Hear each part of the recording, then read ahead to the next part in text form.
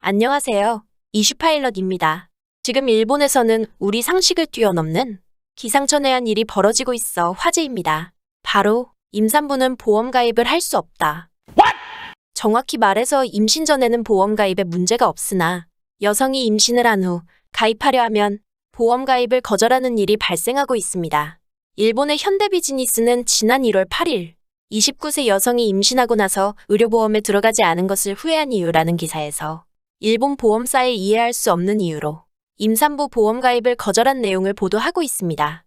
실제 당사자는 임신 후 보험 가입을 하려 했지만 거절당했습니다. 그 거절 이유가 정말 황당한데요. 기사에 따르면 임신은 병이 아니기 때문이라는 이유로 거절당했다고 합니다. 임신은 병이 아니기 때문에 보험 가입을 거절한다?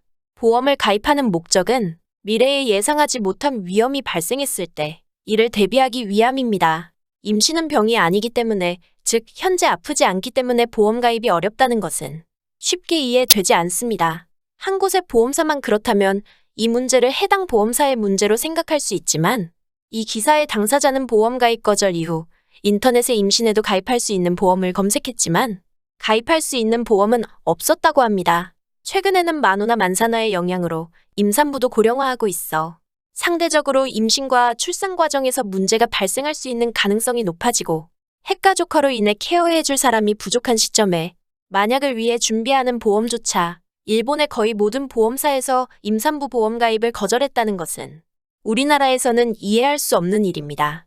실제 이슈파일럿은 우리나라 임산부 보험을 검색으로 확인해 보았습니다. 단순히 검색만 해도 수많은 보험 상품이 검색되는 것으로 확인할 수 있었습니다. 일본과 우리나라 모두 저출산과 고령화로 사회 문제가 심각한 상황입니다. 그렇기에 범국가적인 차원으로 출산 장려 정책을 진행하고 있습니다. 출산 장려 정책은 모두 아시다시피 단순히 아이를 낳아 키운다, 그렇기에 재정적, 사회구조적 도움을 준다라는 식으로 진행되는 정책은 아닙니다. 경제적 부담으로 인해 결혼을 미루거나 하지 않아 혼인율이 감소하고 자연스레 출산율이 감소하는 것은 사회 전반적인 문제입니다. 우리나라의 경우 아이 출산 시 출산 축하금 제도도 있지만 국공립, 어린이집 확대나 돌봄교실 인원 확대 등 출산 이후 육아에 도움이 되는 지원뿐만 아니라 일반 가정의 육아와 한부모 가정을 위한 추가 양육비를 지급하는 등 다양한 사회적 지원을 유지하고 확대하려 하고 있습니다. 물론 지금의 정책이 완벽한 정책은 아니지만 실제 육아에 있어 상당한 도움이 되는 것은 사실입니다. 이렇게 사회적 지원 제도의 정비와 발전은 저출산의 벽을 넘기 위해서 반드시 필요한 정책입니다. 일본 뉴스 기사의 당사자는 미리 보험에 가입하지 않은 것을 후회하고 있습니다. 일본에서도 출산 장려를 위해 약 42만 원의 지원금을 받지만 산후 우울증이나 제왕절개 수술로 인한 추가 비용 부담을 생각하면 정부에서 지원받는 금액이 한없이 모자랄 수 있기에 임신 전 보험 가입을 하지 않은 것을 후회하고 있다는 내용을 전하고 있습니다.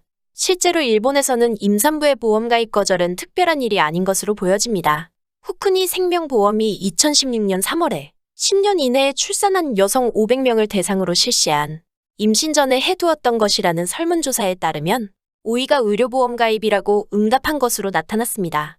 이 설문조사의 결과로 보아 기사 당사자의 사연이 특별한 것이 아닌 일본 사회에서는 과거부터 진행된 만연한 일이라는 것을 알 수 있습니다.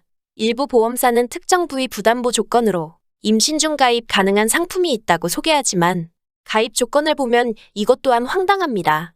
임신 21주째 이상은 가입이 불가하며 제왕절개 수술 시 보험 보장이 안 되는 등 보험의 목적을 상실한 채 가입이 가능하다고 소개하고 있습니다. 보험을 가입하는 이유는 명확합니다.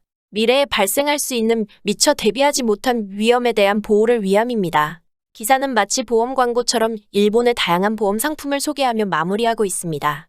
하나하나 열거하기 힘든 조건들과 상품들이 있지만 눈에 띄는 부분은 임신 중이나 출산하면서 발생할 수 있는 부분에 대한 언급 없이 만기 보험을 탈 수 있다, 3대 질병인 암, 심근경색, 뇌졸중도 보장된다 등 임산부 보험의 본질과는 거리가 있는 일반 질병보험의 보장 내용을 나열하며 특별한 보험인 것처럼 소개하며 기사를 마무리 짓고 있습니다. 또한 이 기사의 댓글은 일본 특유의 비꼼이 들어간 일본스러운 반응을 보이고 있습니다. 개인 병실을 희망했기 때문에 예상보다 많은 출산 비용이 들었다라는 본질적인 문제로부터 눈을 돌린 채 모든 책임을 개인에게 전가하는 내용의 댓글이 베스트 댓글로 추천되는 모습을 볼 수 있습니다. 이 뭔 개소리야! 앞서 이슈파일럿에서는 한국과 일본의 저출산과 고령화로 인한 경제 성장 둔화와 사회 문제에 관한 내용을 다루었습니다. 연금 수급 개시 시점을 65세에서 75세로 연기시키며 노인 복지 정책을 개선하며 국민에게 이것이 더욱 이득이라고 말하는 일본의 모습, 그리고 임산부를 위한 주요 보장 내용을 제외한 임산부 보험 상품과 정책을 보면 과연 일본이라는 나라를 선진국으로 인정할 수 있는 요소로 경제 총량을 제외하면 무엇이 있는가? 라는 의문을 가지게 만듭니다. 우리나라에서는 비상식적이고 일어나기 힘든 일들이 일상화된 일본, 그리고 미리 보험 가입을 하지 못해 후회하며 자책하는 일본 국민의 모습, 아시아의 대표 국가라 주장하는 일본의 이면을 보여드리며 오늘 이슈파일럿 소식은 여기까지입니다. 댓글과 소통을 통한 여러분의 의견을 기다립니다.